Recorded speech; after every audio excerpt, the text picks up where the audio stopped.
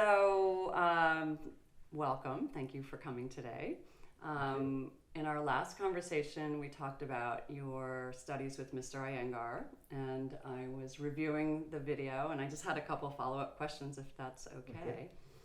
I wanted to ask you, when I re-listened to it, you said that you looked at your schedule and where could you fit more yoga in, and there wasn't any place, so you decided to get up at, I believe, 3 a.m, and you practiced for 3 hours. And that kind of blew my mind because the most I ever practice on a good day is 2, and that's a good day. So did you want to practice for 3 hours? Did you feel you needed to? I mean, that's a lot of sleep to go without. So whenever I practiced, it would usually be between 2 and 2.5 hours. So then looking at Mr. Iyengar and hearing him talk, it felt like I could push it. So I tried 3 hours. And as I think I said last time, when I did that early in the morning from 3 to 6, the first week was very difficult.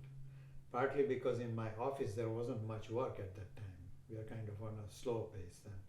So to sit at the desk and not have much work to do, and not having slept the previous night, the first week was difficult. But I remember that it got easy very quickly after first week.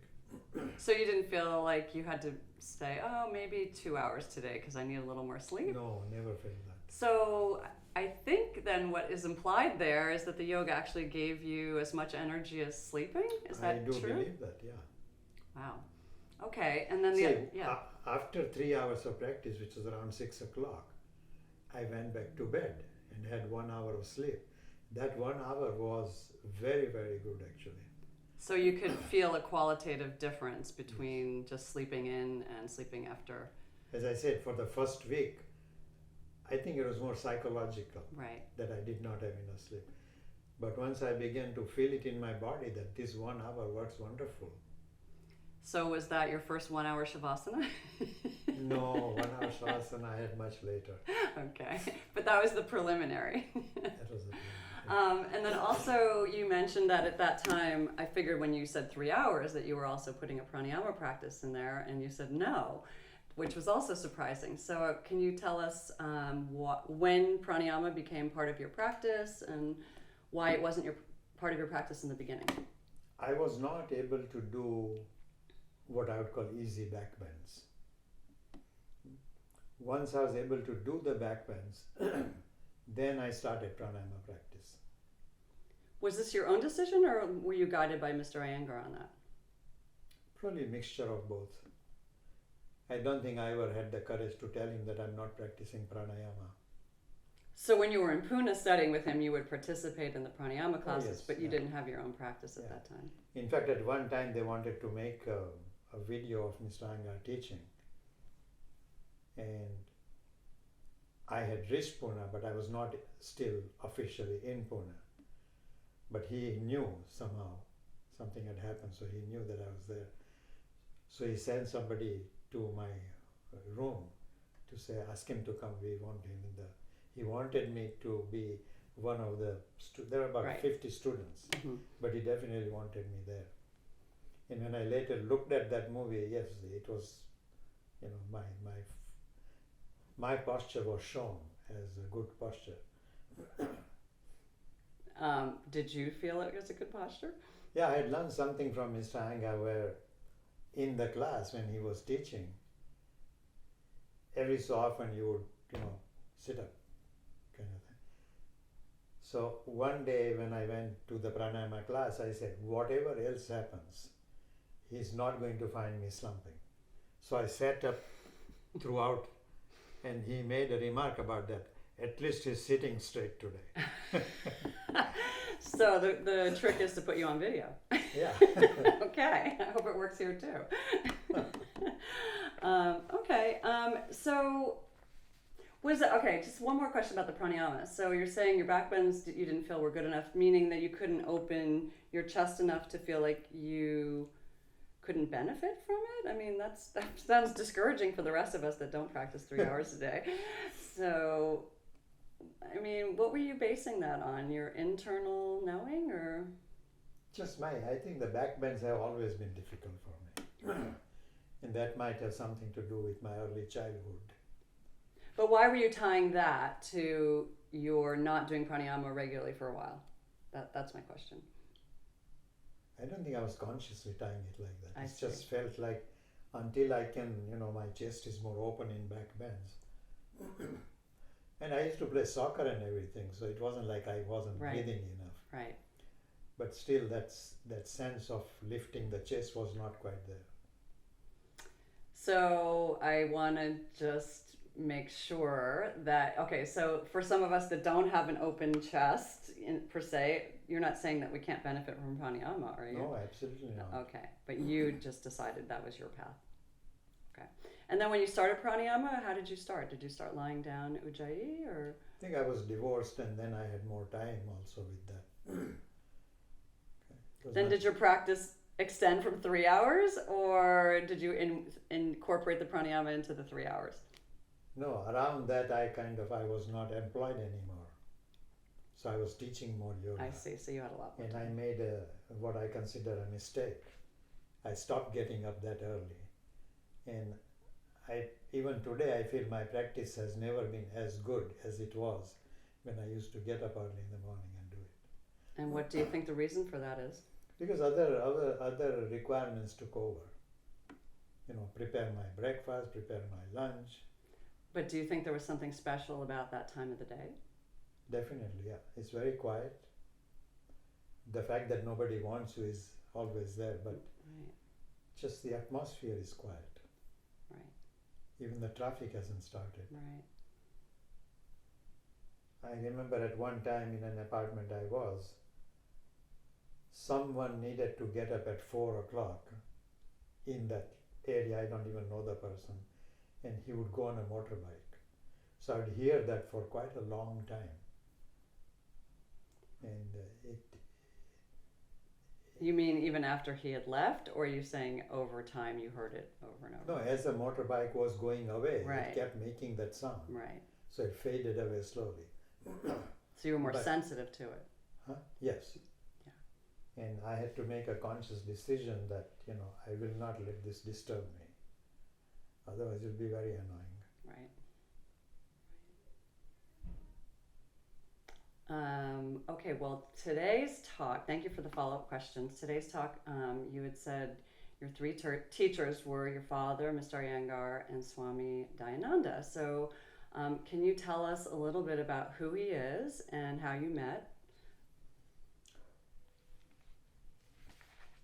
I was teaching in Switzerland with a couple of other teachers, Iyengar teachers. And George Purvis and Cynthia were there. George was one of the helpers in the class. And then they invited me to Paris, saying, we have a friend that we can stay there. I said, oh, that would be wonderful. And it took me some time, maybe a couple of days, before I realized that here is this couple that just got married, they're in Paris, and I'm kind of in the way. Okay. So I quickly made my excuse. My sister Neela in Pennsylvania had always asked me to come and visit her at her home, which I had never done. So I thought this is a good opportunity. I will stop there. And so I called her or wrote to her and found out how to get from JFK to her place. So she gave me some directions, what bus to take. So I went and visited her. After I reached there, the next day she said, would you like to go and listen to Swami Dayananda? So I said, well, I've heard of him. I've never heard him speak. Mm-hmm. So that would be very nice. Unknown to me, Neela was doing Swami Dayananda's travel itinerary. and she had already had a conversation with her that her brother is a yoga teacher. So we went to the ashram. The door to the hall was closed as he was talking, and I said, we can't go in, he has already started talking. And Nila says, no, this is India. People come in and out all the time. So I opened the door, he saw me with Nila, and he stopped talking, and he said, oh, yoga teacher aa gaya. Means yoga teacher has come. So when he finished talking, he asked us to come and join him for lunch, which I did.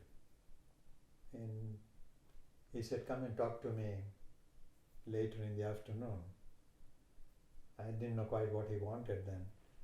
But when I went to speak to him, he said, would you consider coming and teaching here, asana?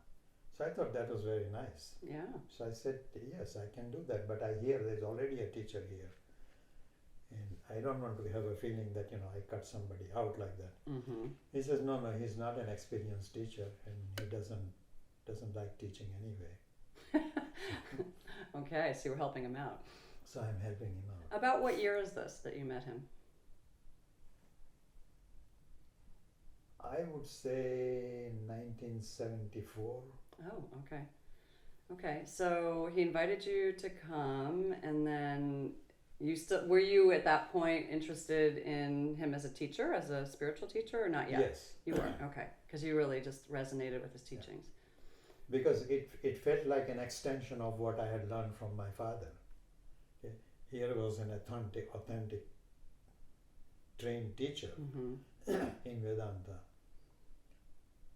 So I told him a little bit about my father, that I had learned something. And he was very accommodating. And I don't think that was just for me. He was like that with everybody. Can you give us a little bit of background on what you were practicing before Swami Dayananda? Would you just say you were brought up Hindu? Is that true? Yes. Okay, and then Vedanta is a particular strain. Would you say is that correct? That's sort of accurate. Okay, yes. can you help us out here for those of us that aren't as nuanced? Hinduism, what is called Hinduism, I think relates more to those people from India. Within Hinduism, there are several branches, and some very strong branches that consider themselves as the authentic Hindu and not the rest. What the Western world did was it took Indian philosophy and said there are these branches of Hinduism. Okay. Swami Dayananda totally disagreed, that this is not the way we look at it. Okay. Hinduism is a larger body that encompasses variety of schools. But these are not different schools of thought in the way in Christianity there are Protestants and Catholics and so on. It's not like that. The religion is not practiced in a church, or for that matter in a temple. Practice of religion is daily at home. There's a prayer done at home. That's your primary practice. Until you meet a guru or a swami that comes and gives a talk, so you go listen to him. But essential practice is at home. And if you look at Vedanta, it is, within that there are two systems, non-dualistic and dualistic. Mm-hmm. Okay? Now, what is considered dualistic is not actually a separate branch. It was created so that they can spar in a spiritual argument with the Vedantists, the non-dualistic, to improve that understanding. Was never considered a separate branch until the foreigners came in and labeled it as such. Interesting. Okay. So when you met Swami Dayananda, he clearly sparked your spiritual interest more. Yes. Yes. And then, so take us through, you met him, he invited you to the ashram to teach yoga. How did you continue studying with him? Just that once a year, or did you?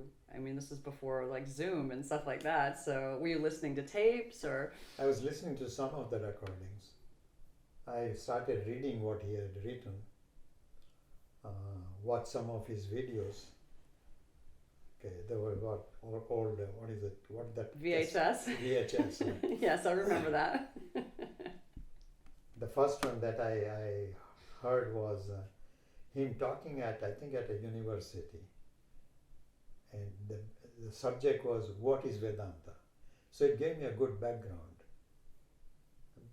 I had heard Swami Chinmayananda before that at Stanford, and while I liked what Swami Chinmayananda was saying, his personality did not jive with me. It's like, no, I don't want to go and study with this person. Are you able to articulate what it was about Swami Dayananda that attracted you? Kindness. Very kind man. The word Daya means kind. And he was immensely kind to everybody. So how did his influence change the way you taught yoga? Or did it? Slowly it did. In teaching yoga, I was always, for example, whenever I introduced philosophy, it would be God and the rest of the creation. From Swami Dayananda, I learned that that is not correct. And there were very powerful arguments saying why that cannot be. And couple of other questions I had, which no one had ever answered, I got the answer from him. On a one-on-one or in one of his talks? The one I'm now thinking of was in one of his talks. We were sitting, I was with the audience, a group of, I guess a busload of people came from New York. And there was a young lady seated next to me. When it came to question and answer, she asked this question, and that was my question. And the question was that, how can someone like Drona or Bhishma fight for the wrong side? Yeah. So he answered that one, probably better answer than I've ever heard. But the other question the same lady asked was, there is a character called Ekalavya.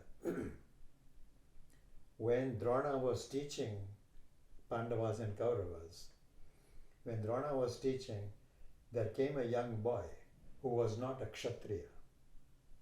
And he said, will you teach me? And Drona said, no, I can't teach you. So the boy goes away. Then the princes are one day hunting in the forest. And their dog, who was barking all the time, suddenly stops barking.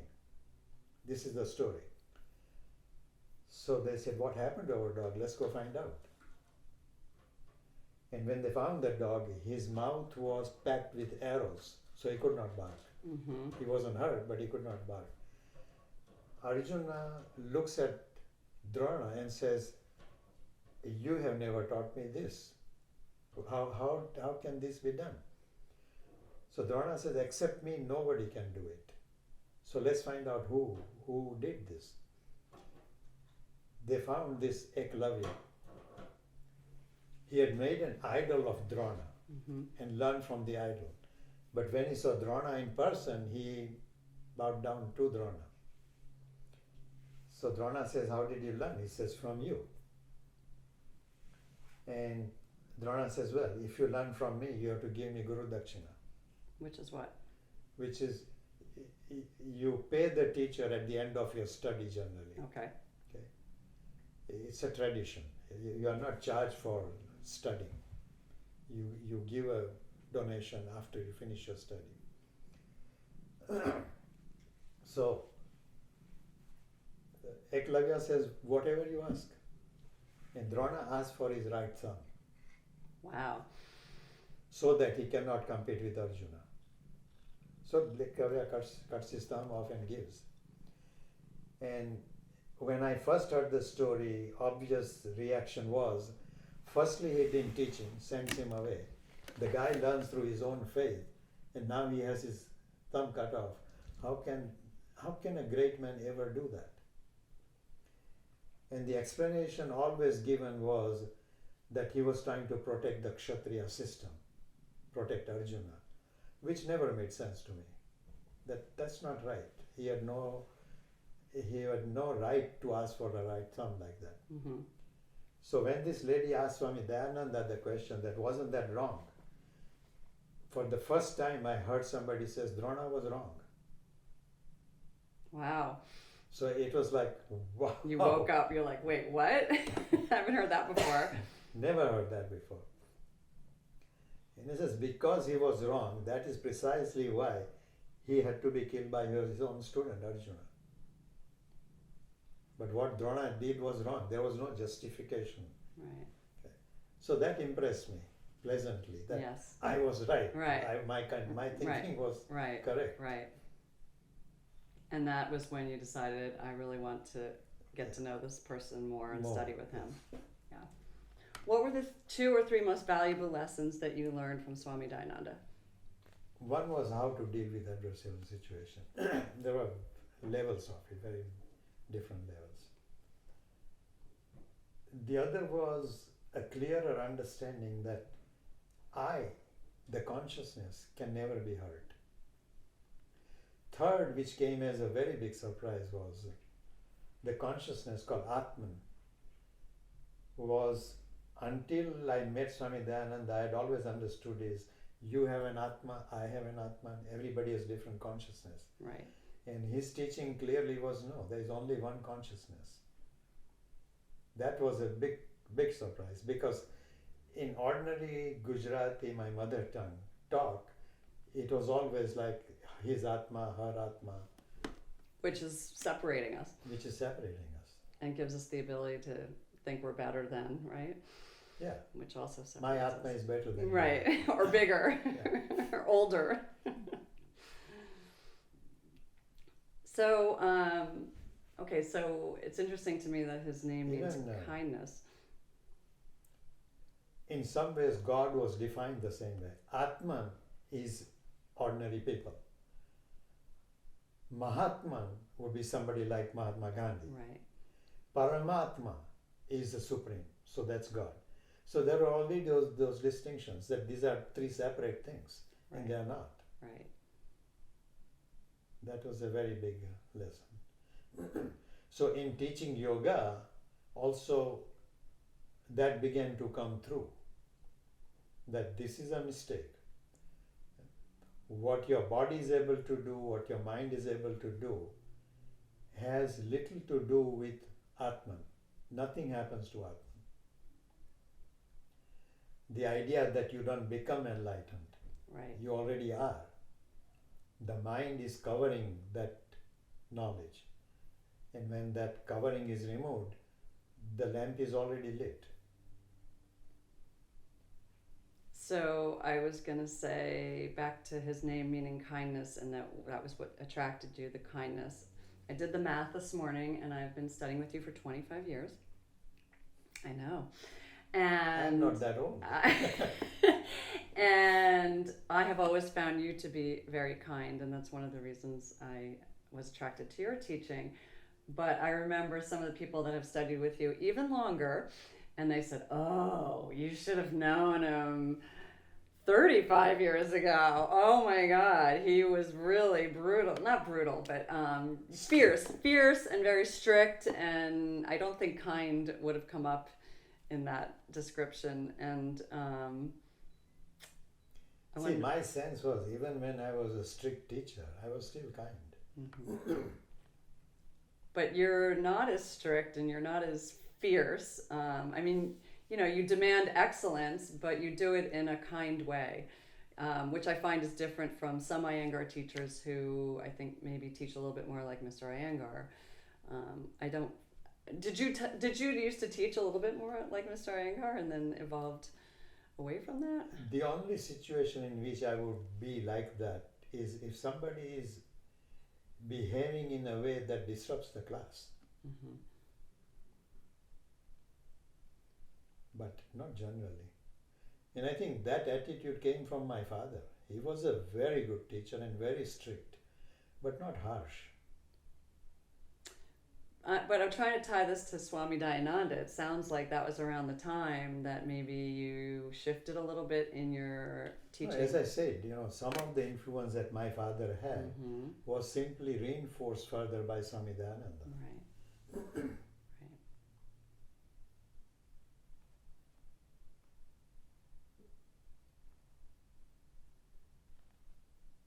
I would not say Swami Dayananda was ever strict. Maybe to his students who were regulars, studying Vedanta with him, maybe he was. But I never saw that. But when I talked to some of the Swamis, the younger Swamis, the impression I got was that, while you can joke around with Swami Dayananda, you cannot cross a certain line. Mm-hmm. Mm-hmm. That was woven into their language, the way they would talk. Like when talking to Swami Dayananda, they would never say something like, Swamiji, you did this or you did that. The word you would not come up. It would always be stated as, Swamiji did this or Swamiji did that. Okay? You would be considered impolite. Mm-hmm. So, how would you say, would you say that your teaching of asana and pranayama evolved after meeting Swami Dayananda, or studying more, delving more deeply into Vedanta philosophy? Yeah, I don't think consciously it evolved Right. like that, but Right. automatically it had that effect. And how would you describe that effect?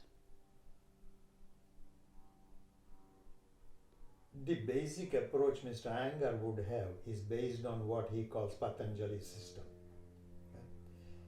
where there was a distinction drawn that Patanjali is dualistic. Later, Swami Dayananda disagreed with that he is not. When Swami Dayananda started teaching us Yoga Sutras, he would stop in the middle and say, this is Vedanta, this is not dualistic.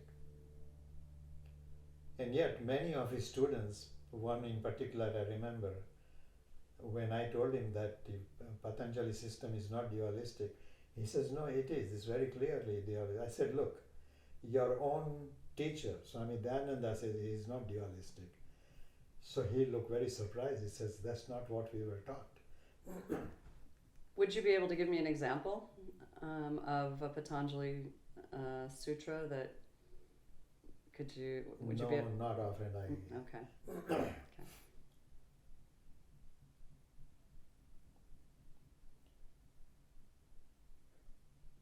Patanjali Yoga Sutras, there are 4 chapters. Generally, it is believed that the author is Patanjali. But when someone like Swami Dayananda looks at it, he says the kind of Sanskrit that is written is so different in the 4 chapters that it is definitely not by the same person, Mm-hmm. although they might all have been called Patanjali. Right. And they are at different periods. Yeah. In fact, when the last chapter talks of lot of magical things, Swami Dayananda refused to teach that part, that this is of no help. You should not be looking for this. So, so a lot of people that will be watching this are your students, and I know that you have encouraged us to study Swami Dayananda's teachings.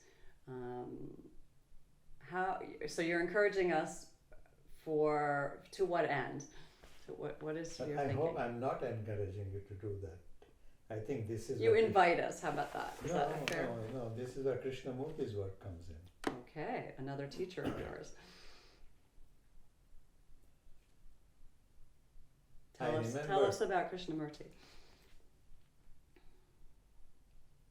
I was in England and I was a member of Theosophical Society there.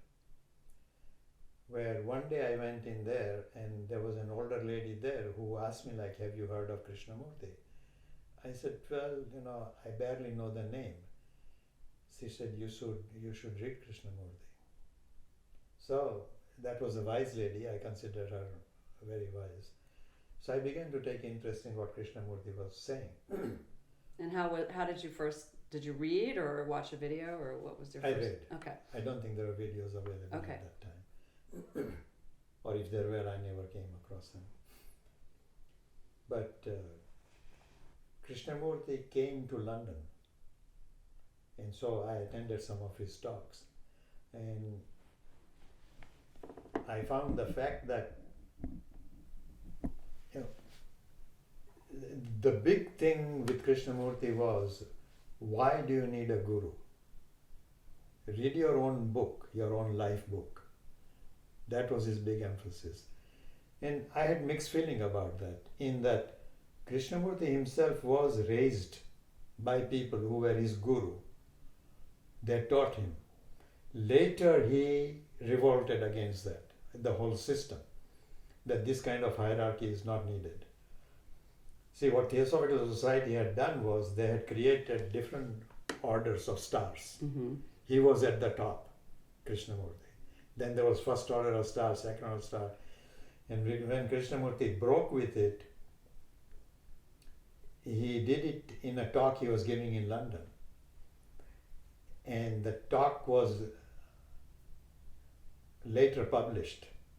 Theosophical Society people went around England, picked up all the copies and burned them. Wow. What did he say that they didn't like? This order of stars is not needed. Right. Okay. I'm not your Messiah. This is how they were promoting him. I'm not your Messiah. You want to talk of candles and how to light them. I'm interested in what the sun is. Okay. So that talk became famous as Candles in the Sun. And somebody gave me a copy, which somehow I lost. Somebody took it. But it was very, very strong. That I don't believe in these rituals, don't teach people these things. In fact, I'm not a guru. Was he speaking about around himself and the rituals that were coming, or was he saying rituals like in every religion? Every religion. Interesting. How do you feel about that? I agree with him. Religion might have done a lot of good, but it has caused immense damage. Okay. And Krishnamurti's definition of religion was having tremendous passion for truth. That is religion. So his big objection is all the structure that comes around it and power Blind power belief. levels and dynamics. Basic objection is to the belief. Why do you need a belief is the question. I think most people want a belief because they're a fear. No, it's fear, but fear is based on wanting security. Mm-hmm. And so a basic truth you're saying is that there is no true security? Yeah, when a child is born, the security comes from the mother, the father, then the family. As the child grows up, it finds out that, it doesn't quite offer more security. Mm-hmm. So security then belongs to the neighborhood, community. And that grows further. When the community doesn't offer the security, it is a nation. Okay? What is not realized is that every time that kind of security is sought, it is done by drawing a boundary. That boundary then creates insecurity. If there are no divisions like, this is England, this is India, this is America, then there is no quarrel between nations. Mm-hmm. By having a boundary, you are actually creating insecurity. So how have so many of us gotten it so wrong? Because the whole world is crazy. I would agree with that. Everybody looks for security. And what is even big philosophical teachers like Swami Dayananda back to would emphasize that there is no such thing as security. So you feel like you got a better understanding of that from Krishnamurti rather than Swami Dayananda, Yes. or both of them? Yes. Okay. Swami Dayananda, even as he taught that, okay, you could see that, the way the whole ashram is organized, everything had to do with security. Right. And the argument was that this is karmic. Without it, the ashram cannot succeed. How do you feel about that based on the teachings of I think Krishnamurti? Swami Dayananda's teaching gave me a sense that there is a mixture here. On the one hand, it was understood that there is not such security. On the other hand, everything was around security. Ashram needed to survive. And yet, same Swami Dayananda, when he was told, for example, that Swamiji, you have to charge for these lessons. Without that, the ashram will not survive. His immediate response was, close the ashram down. I'm not going to spoil a 1,000-year-old tradition by charging for Vedanta classes. Wow. So So then what? How did the ashram survive? Through donations? through donations. Yeah. But the feeling I got was that on the one hand, he is very strict with that tradition, that you cannot charge for this teaching. On the other hand, he completely relies on donations to run the ashram. But he's offering his teachings for free for people who He's teaching don't. for free. Hmm. Okay? And it's not actually free. Okay, what do you mean? Well, he would give a talk. He would never ask for Yeah, any money. right. In fact, if anybody said, how much can I pay you, he would laugh at it. Okay. But his senior students who run the ashram, who organize the ashram, who are managers of the ashram, will come and say, this is teaching is offered free, nobody is charged for it, but obviously that the ashram cannot survive, so whatever, there is no insistence, you don't have to give any specific, but whatever you can give. Hmm. Well, that's fair. If someone really that's can. fair, but I know one person who was very annoyed by it. He said, you bring me here telling me there is no charge. It's entirely free. And then you kind of blackmail me. So you felt like it was too much pressure. Like, It's a well, right, how else would they do it? it's a Put a right sign blackmail. up saying donate and that's it? I mean, if you feel like it, what would be the answer there? I don't know that I have an answer to that. But if I look at Krishnamurti, he never asked for anything. He wrote some books that were published. And had other people not gone out of their way to support Krishnamurti, he wouldn't be there. But he was not worried at all about it. So he didn't have his own money that he could. He had his money, Hmm. but to him it was something that he legitimately earned by writing books. I see. But the teachings, you're saying, he He never charged for insisted teaching. that and didn't do what Swami Dayananda did or his disciples saying, but you could donate. You could donate to Krishnamurti Foundation, Right. which then, it was building schools and things like that, paying for his expenses and so on. But you clearly got the message that this is not done as a student to teacher. In fact, there is no guru. If you want to make this institution survive, you can do that. So let me ask you the same question I asked you about Dayananda, about Krishnamurti. How do you feel his teachings influenced you, or influenced your teaching of asana and pranayama as a yoga teacher? The distinction became that, even though yoga is promoted as something that will enlighten you, shall we say, enlightenment has nothing to do with asana practice. Asana practice is excellent for physical health. Perhaps helps a little of mental health also. But as far as enlightenment is concerned, it cannot give you that. In fact, wrong attitude in practicing asana makes people proud. Okay. And I saw Yeah. that damage happening all the way at the top. Yeah. Tremendous pride. But wouldn't you say asana practice helps to train the mind to be quiet, more No, quiet? absolutely not. Really? No. Asana practice makes you strong. If your tendencies are bad, they will strengthen those bad tendencies. And we have excellent example in our mythology. Ravana, who fought with Rama, was a demonic character, but a great yogi, very powerful yogi. In fact, it was to deal with that kind of negative power that Rama came to vanquish him. So, yoga will strengthen you in whatever direction your tendency is.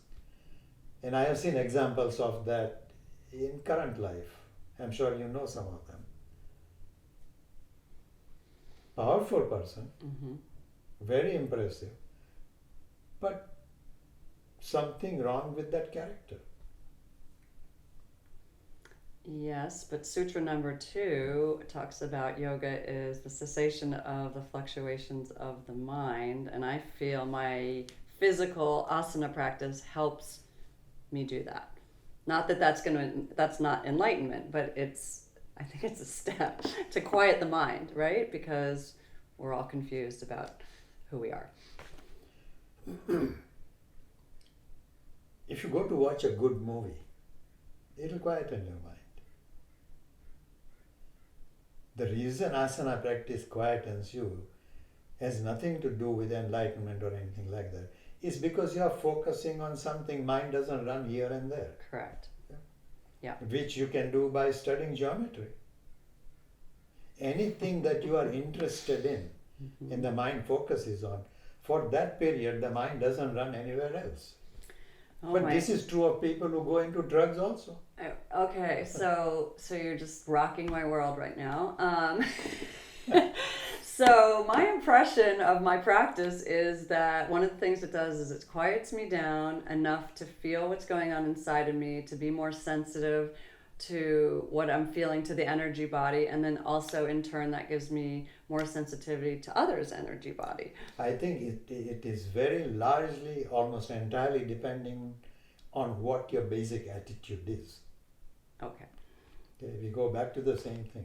You are essentially a good person wanting to do good. That makes you feel good. Okay? So asana practice strengthens that. Exactly what I said earlier. Okay, and then pranayama. Same thing. Pranayama is simply more subtle practice of the same thing. So then how do we get to enlightenment even though we're all enlightened? By seeing what is in the way of enlightenment. And how do you do that? By seeing what is the biggest problem. Something that is supposed ego? to help you. Huh? Ego? Your mind. Yeah.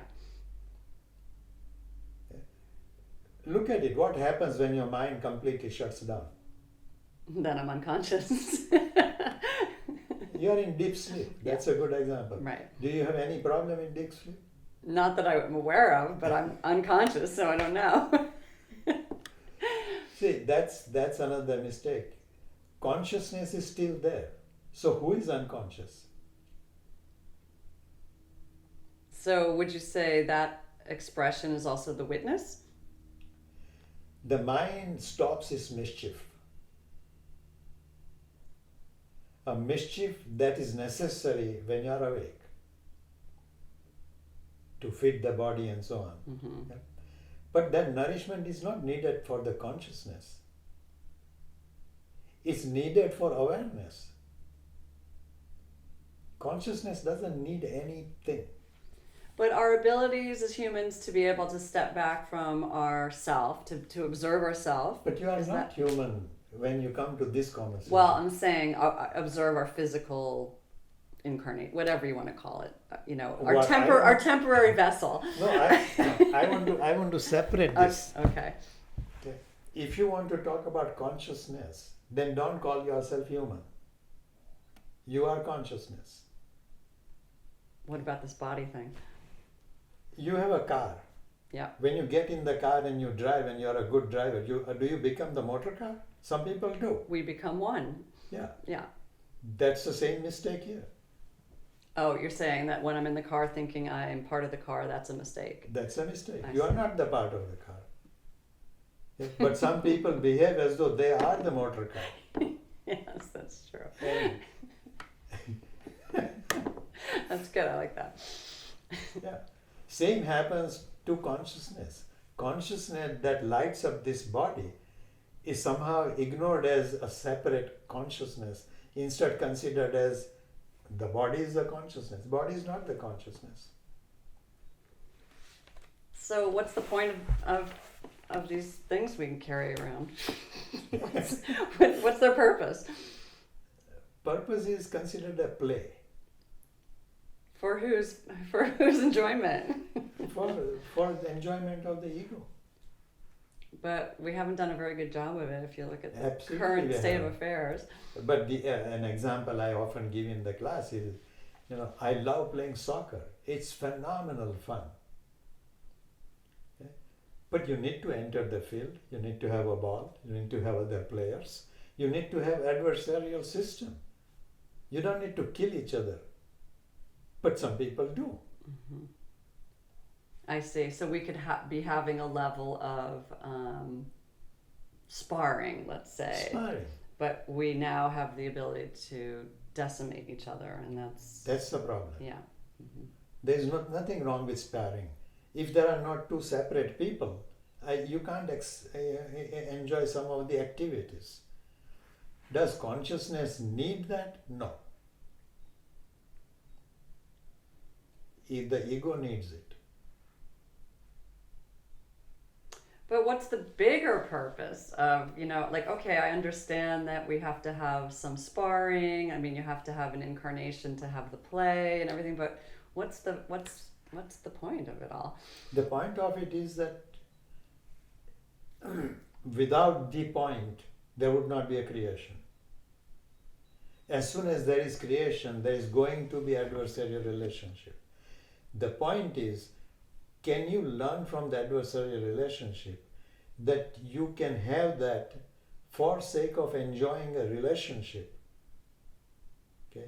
Consciousness cannot have a relationship. It's only one. For relationship, you need two. Is that relationship necessary? No. But you can have a relationship, good, bad, ugly. The idea is to learn that you are essentially consciousness. So, if that understanding is clear, then the relationship will be good. But if we're all consciousness, and consciousness doesn't care about anything because it's just... No, you can't say consciousness doesn't care. Consciousness neither cares nor doesn't okay, care. it's dispassionate. It's like it doesn't care or doesn't not care.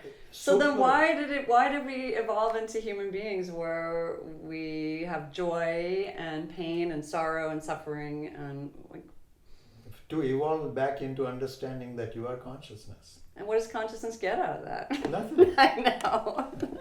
I know. It just seems kind of like going to a lot of trouble for nothing.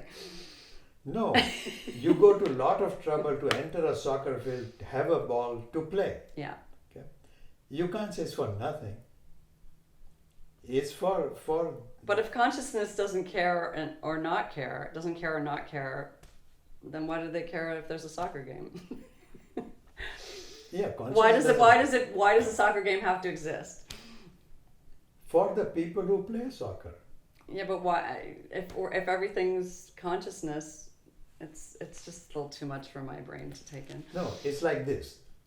Let's say I am not interested in soccer. I Okay. have no interest in that game whatsoever. Right. I couldn't care less who wins, who loses. Right. To me, it is even a waste of time. For me, it is like that. Okay? Suppose. But for the person who is playing, it's not like that. Right. He thoroughly enjoys that activity.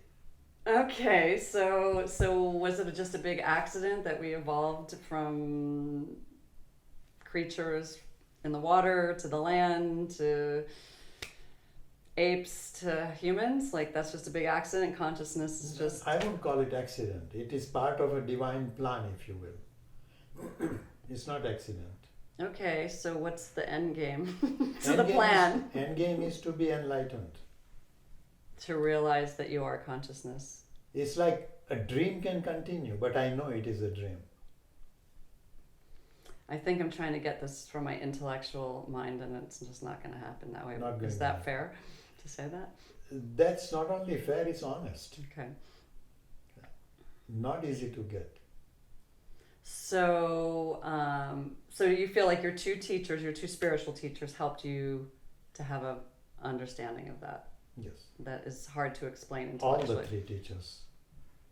Well, four teachers. Four. But I'm saying today's talk is about your spiritual teachers. So, I know your So dad it's was my also. father also. Yeah, yeah. Swami Dayananda. Right. And Swami Dayananda reminded you of the teachings that your father gave you. And Krishnamurti kind of put the final tone on it. Is there anything else you would like to say about either of those teachers, or anything that you think we should know about them? Krishnamurti, I would say, was, if the words are right, he was brutally honest. To the point where whether this is kind or not kind did not enter his mind at all.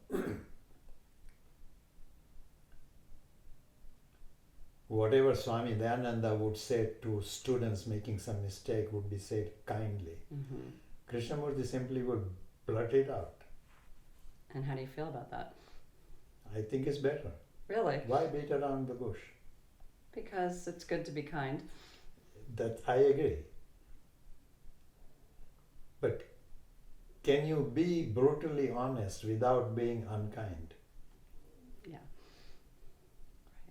Okay. When you be brutally honest and are at the same time attempting to be kind, the message is somehow not quite transmitted. Mm-hmm. Right. Because then that. I can give you an example of Krishnamurti. I went to listen to this talk in Ojai, Southern California. Some people who were on the board of Krishnamurti Foundation were my students, so they took me there. Mm-hmm. And I didn't know anybody other than these people who had taken me. So Krishnamurti gave a talk. He talked for about an hour. And basic emphasis of that talk was human mind is fragmented. And you create, this little circle, that little circle. Basically, this is my, I'm English, you are Indian, Mm-hmm. all these divisions, Mm-hmm. okay, which creates this fragmentation. Right. And we give it more importance than the belief that we are all one. That belief kind of falls away to the side. Very strong talk. He's a powerful speaker. The talk finished, there was time for lunch. And the lunch is set up, the table is set up and so on. And there is kind of two little hills. I'm seated on one hill. Krishnamurti is on the other hill. There's nobody around me, nobody around Krishnamurti. We are both by ourselves. Okay? Our eyes meet, and he kind of acknowledges that there's another human being seated there. Then you look down from that little hill, and what is happening on the ground is, oh, you are from Brockwood. Come join us. These people are also from Brockwood. This kind of scene is going on. Mm-hmm. He looks at it, and our eyes met, and he just shook his head. So I knew that the afternoon talk is going to be very interesting. He usually comes on the podium, and he would stop for a good minute or two before he starts talking. Mm-hmm. On that day, that particular afternoon, he came and he stopped for a much longer time, almost 5 minutes. Then he shakes his head and he says, some of you have been coming for 20, 30 years, but nothing changes. He was talking to his groupies in the front, and he really laid into them very strongly About what he'd seen. about what he was saying. Didn't mention his earlier talk, but that's what hurt him. Then I just talked of fragmentation, then this is what you immediately do. Right. So it should have been, hi, you're a human, come join us. Something. Not separating Not into categories. But he was brutal. At the same time, he was not unkind. And I would say that because he did something quite phenomenal there. After really laying into these people that for 30 years you've been coming, nothing changes, why do you come? Then he stops for a while and says, you might as well ask the speaker, why do you speak?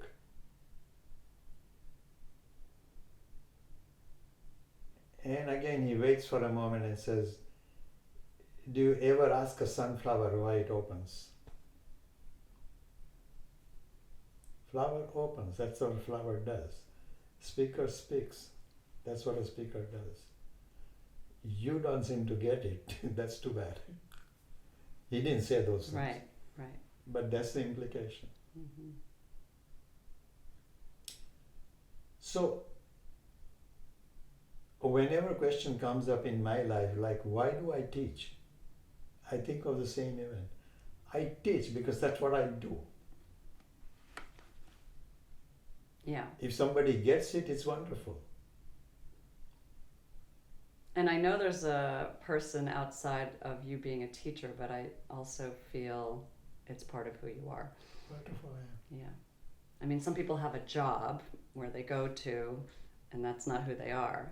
But I feel as a yoga teacher, it's something you were called to do or that you embody. I'm not quite sure how I... It's actually the opposite. My father was a school teacher. His younger brother, two younger brothers were both teachers. The teachers were not paid well. Although my father was respected very much, in general teachers were not respected. So he had taught me from very early days, whatever else you do in life, don't become a teacher. Really? Oh my! And what did you do? And I became teacher. Well, it's part of your genes. You have to say that. I didn't become a teacher. It fell into my laps. And I talked to my father about it later. Like, I didn't become a teacher, but I think by teacher you meant someone in a high school or something. I'm not a teacher like that. And what was his response? He smiled. My father, who was very, very, very strict when we were younger, I think he was amazing. Because when I look back on life, he slowly began to let go of that control. Very, very nicely done. And towards the end, it was like, it's your life, do whatever you want. It's beautiful. Yeah. Is there anything else you'd like to say about any of your teachers? I can go on and on and on and on. Well, I would let you go on and on and on, and we can also pause, so you tell me what you would like. Swami Dayananda.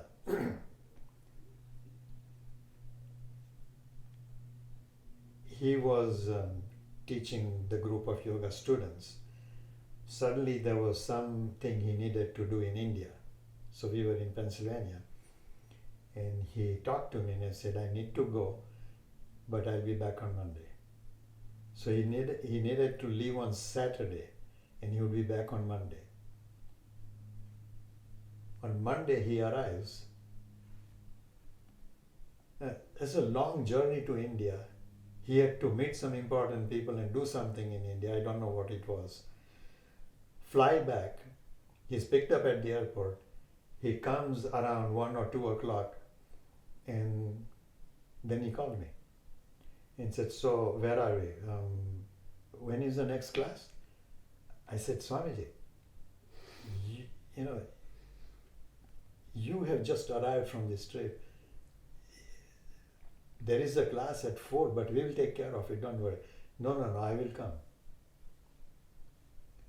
So I said, no, Swamiji, I'm sorry, but this is not right. You need to rest. He says, what will I do? Like, if I don't teach, what will I do? Right. So I said, okay, come teach. Inspiring.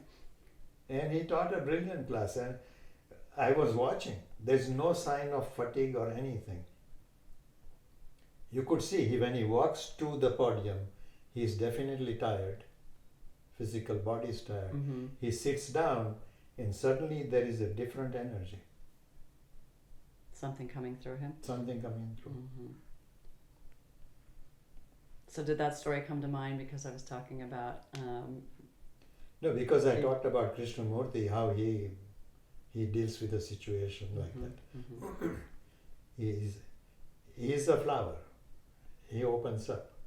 People. He was asking himself the question, like, why does teacher teach? Right. Okay? Because that's what the teacher does. Right. And with Swami Dayananda, it was the same kind of thing. Like, what? He looked almost, little child, like, what will I do? That's sweet.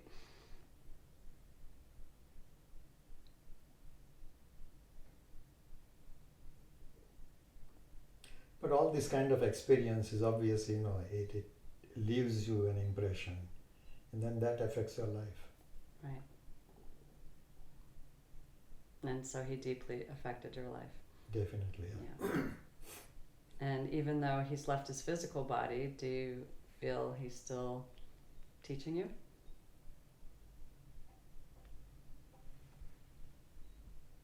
I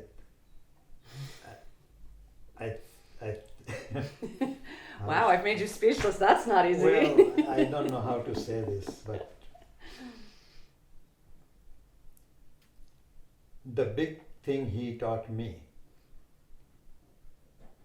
when he left his body was don't make a fuss over a dead body.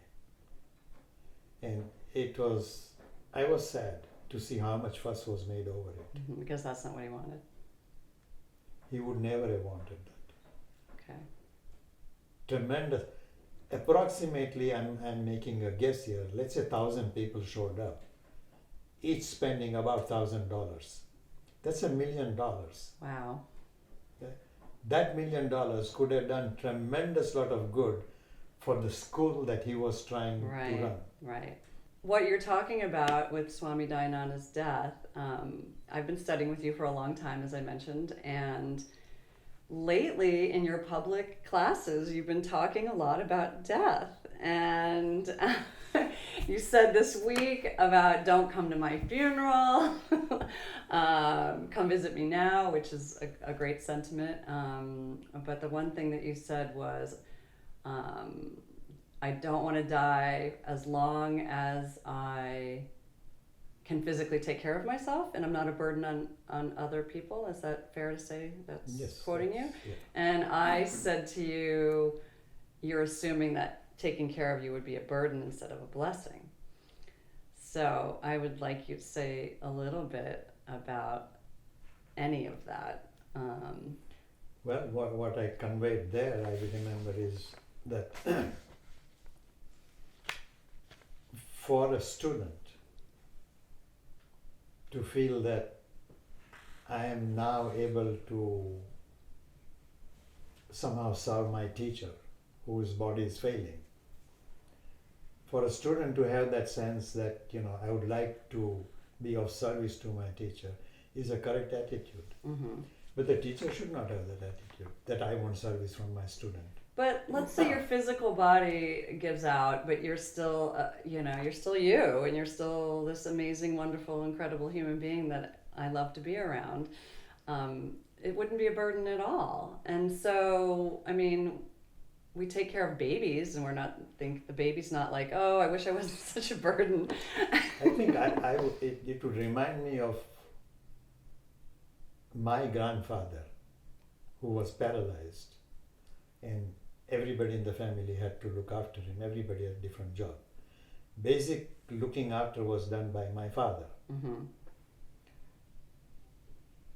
But while my father never complained about it, it was very obvious that this is a lot of strain on him. But He Okay. would not call it a burden. right. But to me, it was obvious that this is a huge burden. He couldn't go anywhere, he couldn't do anything else, he could not go for long walks. Okay, but that's a different story from someone who chooses to. I mean, in some ways, I know he wanted to take care of his own father, and had multiple feelings about it. But if someone wants to help you, I think maybe, is there something for you to learn in there about it's okay to be taken care of? It's okay to be taken care of as long as I am able to contribute something to the other Okay. person's life. Okay. When that contribution stops, then it's not okay to be taken care of, because then even if you don't call it a burden, to me it feels like I'm a burden to other people. Is there any way you could get past that? No. If you have to lift me physically, Mm-hmm. struggle with it as your back hurts, Mm-hmm. and put me on the toilet bowl, Mm-hmm. what's the fun? You enjoy putting me on a toilet? What if we had some really strong person who didn't mind doing it? For even that person, it's a difficult thing to do. Okay. But you're talking about your own individual desire there. I mean, you're saying that subjectively, not like for everyone, because there's lots of people in the world that need to be taken care of. And no, I wish everyone was like that. You wish everybody was like that, but you're not saying it should be like that. No. That's just your choice, right? That's correct. Yeah. Yes. So, given that we talked about your spiritual teachers, what is your understanding of what happens after death? Where do you go? How long are you there? I know you believe in karma and reincarnation. So, what are your thoughts about that? I know we can't know for sure, but Did I tell you the story of Baba Haridas? I don't think so. Well, this is actually what happened. Baba Haridas is a well-known teacher The man in Santa Cruz. in Santa Cruz. Uh huh. Yeah. He's gone now. Yeah. He's dead. But I'd heard of Baba Haridas, never met him. And one of my students was a follower, a close disciple of Baba Haridas, had always asked me, Anne Barrows is her name. She was a yoga teacher too, is probably, I don't know. But she had asked me that, come listen to Baba Haridas. And I was teaching in Santa Cruz at that time every week. So one day I went to teach and the doors were closed at Lord Nelson Center. So on that day, Anne Barrows told me that you are already here in Santa Cruz. Baba Haridas is in town, not at his ashram, and he's going to talk to people at somebody's home. If you want to come. I said, oh, wonderful. So I went there. And when I entered the room, there were maybe 30, 40 people sitting in a room. And I had heard that Baba Haridas doesn't talk. Right. He communicates by writing on a Right. slate. Which I thought was a little odd, but whatever his discipline. So I went in the room and they were talking about, people were discussing, the students were discussing what happens after death. And everybody had interesting opinion of what they had read, what they had heard, what they believed. Mm-hmm. This went on for easily 15-20 minutes. Finally, somebody turns to Babaji and says, Babaji, what do you think happens after death? So I thought, wow, he has not been asked so far, or he has not expressed no opinion. He takes a slate, and I was dying to see what he had written. He writes something, and the girl next to him takes a slate and reads, death is a great mystery, nobody knows. Is that going to be your answer?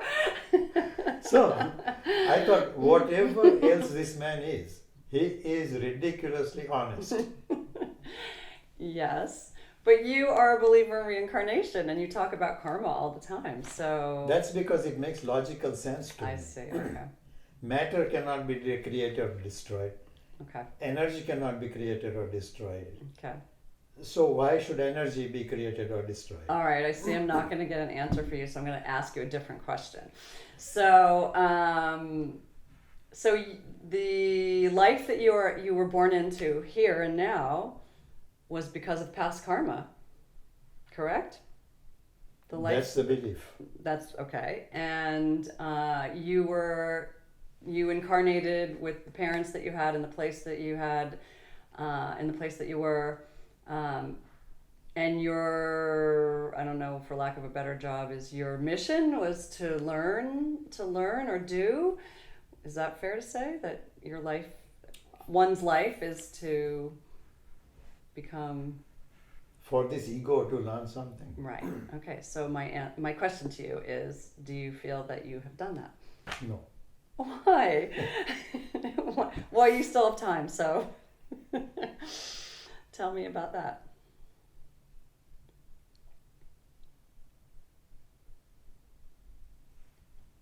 There is reason to come to this incarnation to learn. But there's an underlying reason which is even bigger. Is to understand an immense sense of joy. So learning is not primary. Primary is, can you enjoy learning? And you don't feel like you've done that? And I don't think I've completed it because knowledge is infinite. Right. How can you complete an infinite? How can anybody complete an infinite? Well, with the understanding that human incarnation is finite, you can do as best as you can do. Yeah. So, do you feel that you've done the best you can do? The ego has done the best it can. That goes even further, if you will, that I would encourage people to stop teaching children to compete. It's a disaster. Compete means I necessarily want somebody else to do worse than I'm doing. Right. What an attitude. There is no love in it whatsoever. So the fact that I am doing the best I can is enough. Could I have done more? For sure, as a theory. In practice, I did what I did. Mm-hmm. I could not have done more. So there is a satisfaction with it. At the same time, the ego comes up and says, there were people who did better, Mm-hmm. and I was good enough to do as good as they did. Mm-hmm. But while that is understandable as a human sentiment, it's not a healthy attitude. Right. Because it's self-defeating? Because it's underlaid with jealousy. Mm-hmm. Right. I should be celebrating whatever else anybody did that was good. Right. We're pretty far from that. Yeah. Yeah. So given what you have done in your life and what you just said, do you feel your next incarnation will be good? You always say you don't want to come back to this planet, so I'm assuming you're open to coming back, but not to this planet. Is that true? I think, there is a wish, but you know everything about wishes and beggars. Yes. Yeah. The hope is there that, maybe something nice will happen. But also along with that, there is my own conviction based on karma that there are no accidents. Everything happens for a reason. Now if somebody is in front of me that is suffering with something, it's not proper to say to that person that, it's not an accident. Right. But at the same time, the understanding is there are no accidents. Everything happens for a reason. I don't always know the reason. So you may not know the reason that you have to come back to this planet. Yeah. You won't like it. I may not like it, and on the other hand, if I come back to the planet and Andrea and Leslie are my teachers, I may have great fun with it. Oh gosh, I hope that doesn't happen. You would be one of my... Most difficult student. You for know sure. that saying, you get the students you deserve, right? Okay. Well, do you want to say anything else about karma, incarnation, death and dying? Okay, you don't want any of us to come to your funeral. You want us to come visit you now. Any other requests?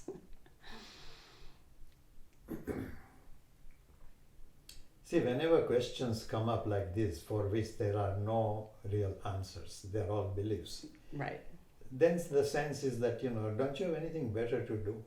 Yeah, we could go eat lunch. Yeah, Do you want to do that? sure. All right. Well, I guess then we'll end the session here. Thank you so much. As always, delightful.